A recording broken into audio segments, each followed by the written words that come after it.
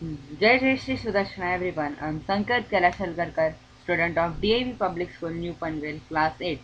Jnananandamayam Devam Nirmalaspadikakridam Adharam Sarva Vidyanam Hayagrivam Upasmaye. So today our topic is metals and non-metals. So with our curious minds, let's know about this topic. Yeah, these are the subtopics which are going to be covered today.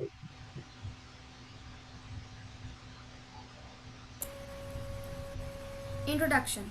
Elements on the earth are varied. Any substance that cannot be decomposed into simpler substances by ordinary chemical processes is called element. Elements on earth can be classified into three groups: metals, nonmetals, and metalloids. Metals are like gold, iron, copper, aluminium, sodium, etc. In general, they are hard and shiny. Nitrogen, carbon, phosphorus, etc. They are generally fragile and dull. Metalloids are defined as elements that exhibit the characteristics of both metals and nonmetals. Examples are boron, silicon, germanium, arsenics. Besides, there are noble gases too which cannot be classified as metals or nonmetals, but they exhibit the characteristics of gases. Metals. Metals are a material that, when freshly prepared, polished, or fractured, shows a lustrous appearance and conducts electricity and heat relatively well. From electronic viewpoint, metals are defined as elements which form positive ions by losing electrons, and they contain 1, 2, 3 valence electrons. Example, calcium. Its atomic number is 20, means it has 20 electrons and protons.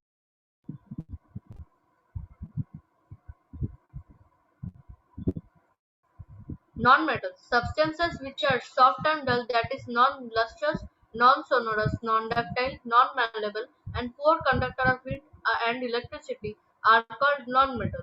For example, oxygen, hydrogen, sulfur, etc. From electronic viewpoint, non-metals are the elements which forms negative ions by gaining electrons and contains 5, 6, or 7 valence electrons. The example, the atomic number of chlorine is 17. It means that it contains 17 protons and electrons. Do you know, friends? Apart from these elements, there are noble gases. They contain 8 valence electrons and do not form ions. Thus, they cannot be classified as metals or non-metals. Can anyone name some of the noble gases? I think they are helium, neon, argon, krypton, xenon, etc. Yes. Now let us see about metalloids. A metalloid is a type of chemical element which has a preponderance of properties in between or that are a mixture of those of metals and nonmetals.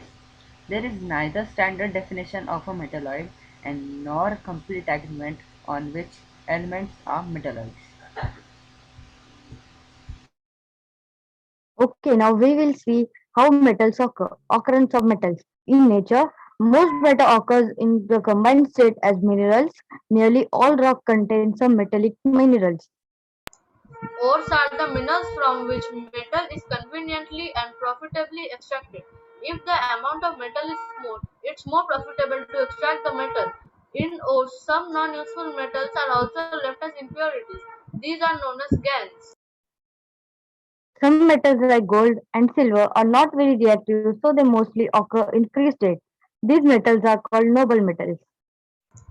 The ores of very reactive metals like sodium contains chlorides or carbonates of metals. Examples of such ores are rock salt, NaCl, and dolomite, CaCO3.MgCO3. The ores of the other metals like aluminium mostly contain oxides and sulfides like bauxite, iron pyrite, hematite, copper glands, and zinc blende. Occurrence of non-metals and metalloids. Hydrogen. Hydrogen is the most evident element in this universe. It is the chief element that forms the stars and the planets. On Earth, it is commonly found in the combined state as water.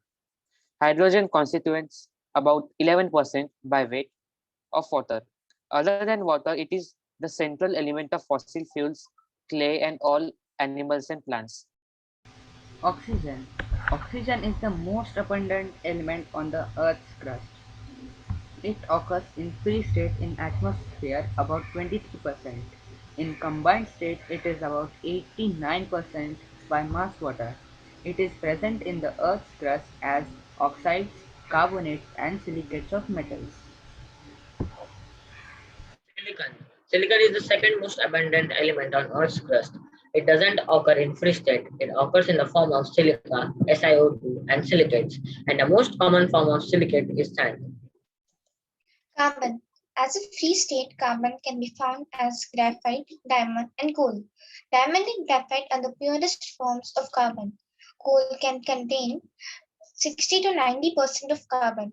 In combined state, carbon is found as carbon dioxide in atmosphere, carbonates of metals in Earth's crust, and in fossil fuels. It's the central element of all living matter. Sulfur. Sulfur occurs in free state in the Earth's crust. In combined state, it occurs as metal sulfates and sulfides. It also forms hydrogen sulfide, H2S, which is present in petroleum and natural gas.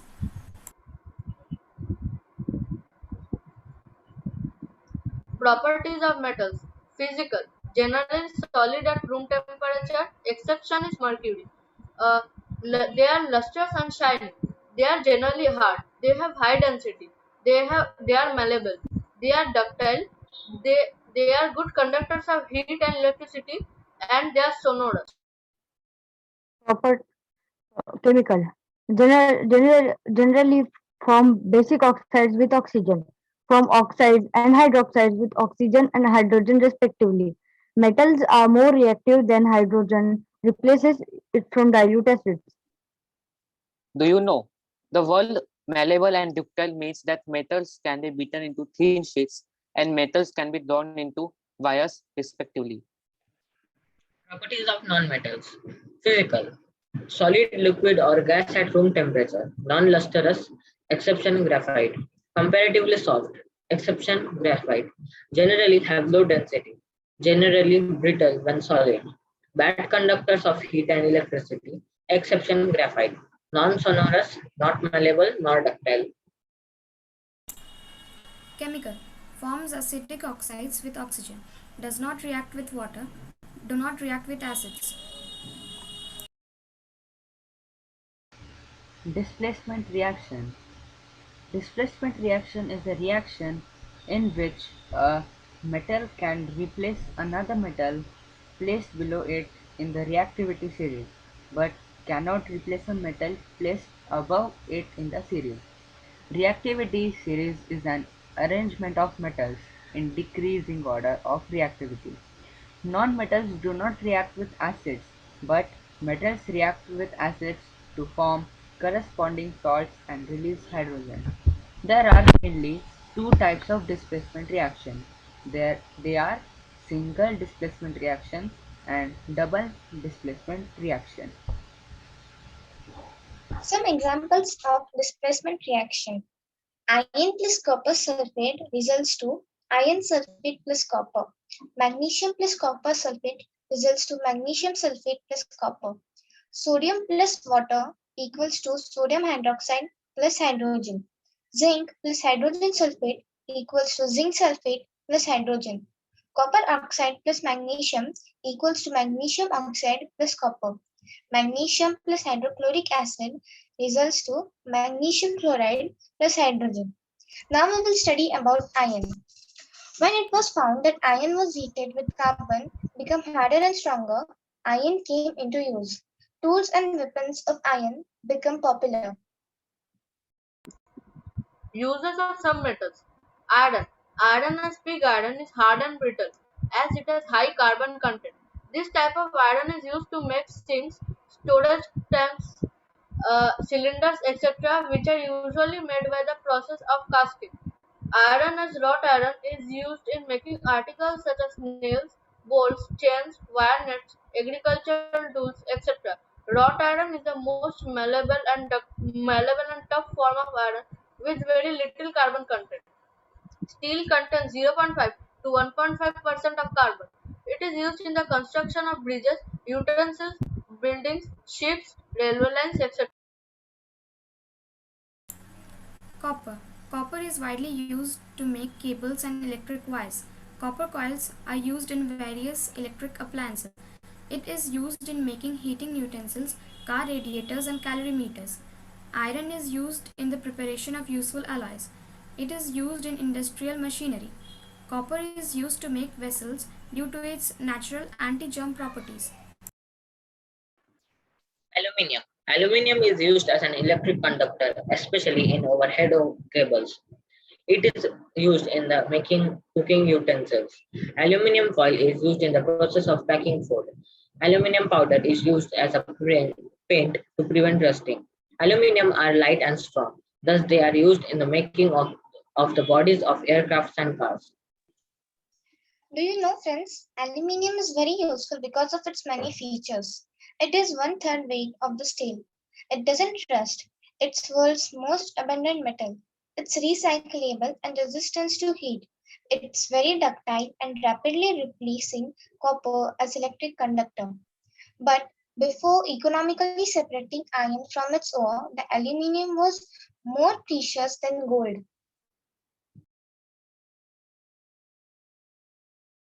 Silicon. Silicon is extensively used in electronic and computer industry to make devices such as transistors, microchips, and solar cells. It is used to manufacture silicons, which are used in several industrial processes. Phosphorus. Phosphorus is used in matchbox and firework industry. It is used in the manufacture of phosphate fertilizers.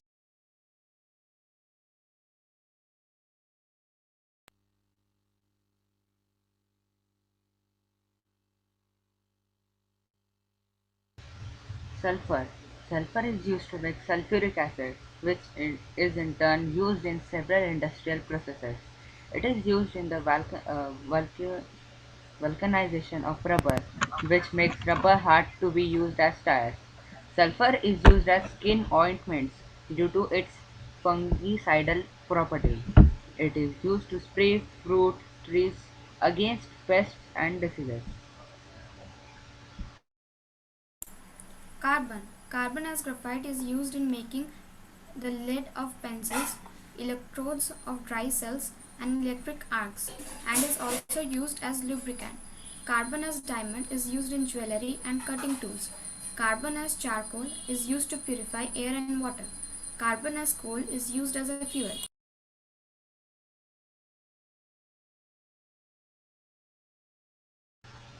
Hydrogen.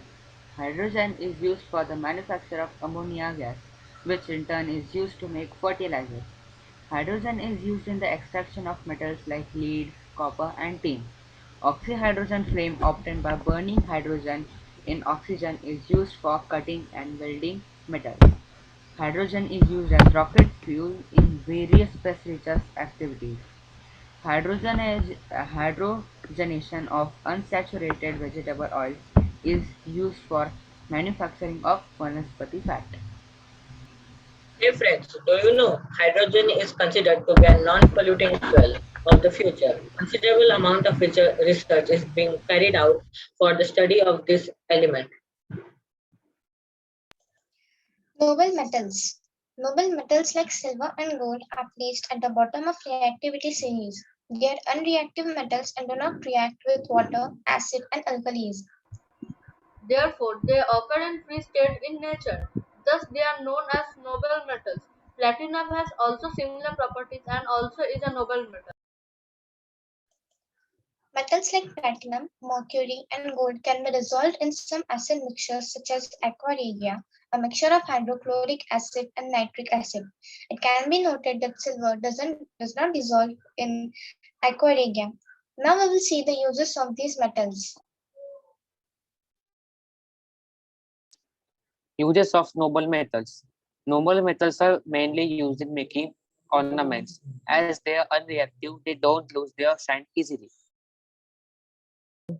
When gold or silver are electroplated, they provide a protective and decorative finish on other materials.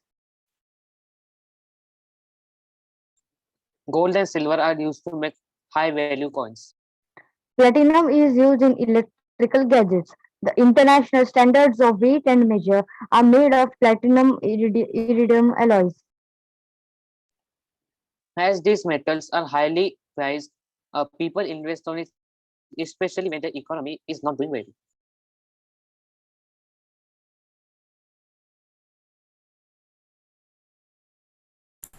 Corrosion of metals.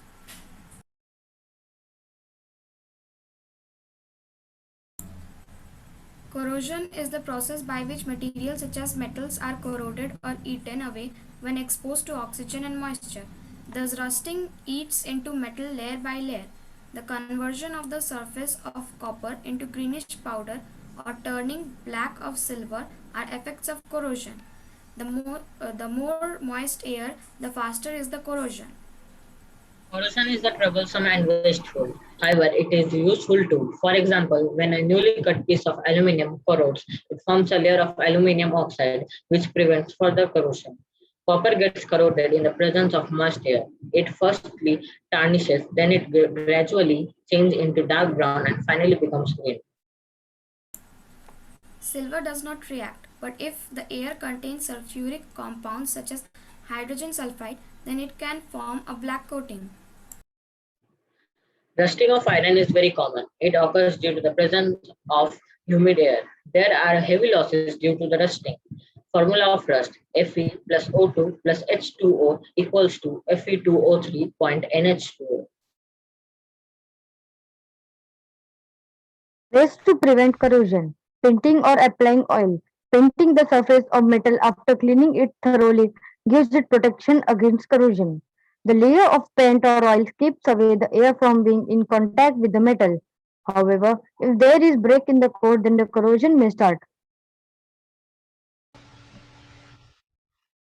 Do you know, friends, the Statue of Liberty, situated in New York, is actually a copper statue gifted by French to Americans. The statue was originally brown, but it changed to green due to corrosion by climatic activities. Ways to prevent corrosion. Painting or applying oil. Painting the surface of metal after cleaning it thoroughly gives it protection against corrosion. The layer of paint or oil keeps away the air from being in contact with the metal. However, if there is a break in the coat, then the corrosion may start. Covering with another metal. Depositing a layer of another metal on another metal is very effective and resistant to corrosion. The metal mostly used in this process are tin and zinc. In next slide, we will see the methods to cover one metal by another. Galvanizing. Clean iron sheets are dipped in molten zinc to deposit a layer of zinc. This process is called galvanization. The GI water pipes available in the market are made up of galvanized iron. Galvanized iron doesn't gets rust if there is crack in the layer. Electroplating. The process of electroplating is used to deposit a metallic layer to prevent corrosion. Tin is generally electroplated on iron to make food containers, but if there is crack, then iron may start rusting. Chromium is electroplated on steel furniture and bicycle handles to prevent rusting. Anodizing of aluminum. A layer of aluminum oxide is formed on aluminum upon exposure to air. This prevents further corrosion of aluminum. If the layer is uniform, then it protects the metal more efficiently. It consists of passing an electric current through sulfuric acid using aluminum as anode. Oxygen is evolved at anode, which reacts with aluminum to form a protective layer of aluminum oxide. Alloy. Some metals become corrosion resistant when allied with other metals.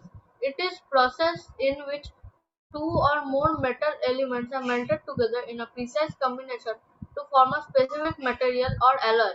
For example, stainless steel, which is the alloy of metals like iron, chromium, and nickel, doesn't.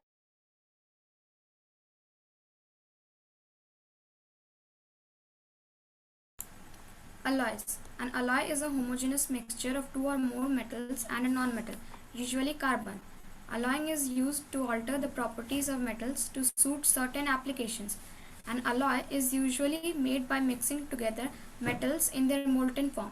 They are also done using mixing the powder of the metals. Alloying can be used to increase the hardness of the metals. Pure platinum, iron, and copper are too soft for construction purposes. However, alloying them with small amounts of other can considerably increase their hardness. Nickel is alloyed with molybdenum to make alloys that are so hard and heat resistant that they are used to make parts of jets. Alloying is used to make metals more resistant to attack by chemicals and atmospheric corrosion. Chromium is used in the lining of containers used in chemical industries to hold corrosive liquids. And we have read in previous slides that how chromium protects the stainless steel. Alloying is also used in other ways. For example, solder, an alloy of tin and lead. Tin has a melting point lower than that of lead and copper. Thus, it is used to join wires in a circuit. Superplastic, an alloy of aluminum, can be stretched several times more than any other metal.